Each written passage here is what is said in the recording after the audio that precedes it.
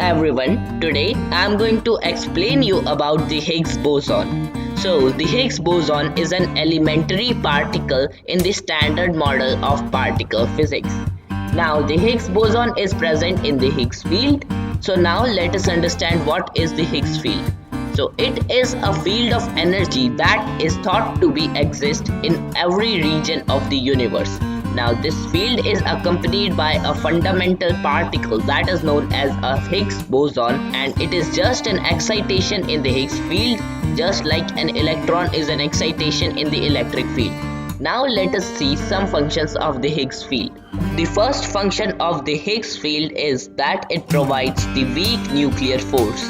Now it happens because it provides very large mass to the W and Z bosons, which in turn cause the attraction of other particles, and this causes the weak nuclear force. Now let us understand that how does the Higgs field provide mass to the particles. Now to visualize it, first of all let us assume that even vacuum contains energy, as the Higgs field is made up of energy and it even exists in vacuum.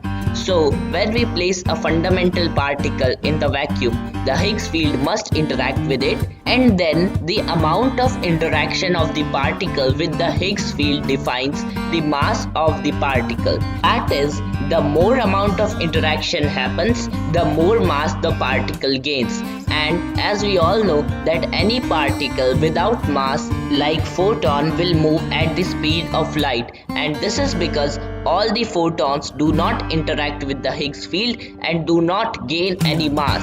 So we can say that the Higgs field holds the particles together, gives them mass and prevents them from moving at the speed of light, and it also gives them the advantage of moving at any speed below the speed of light. And we can also say that the Higgs field plays an important role in governing the fundamental laws of the universe, as it gives particle mass and that indirectly influences the formation of gravity. So now we know that how the Higgs boson is formed and what is the work of the Higgs field.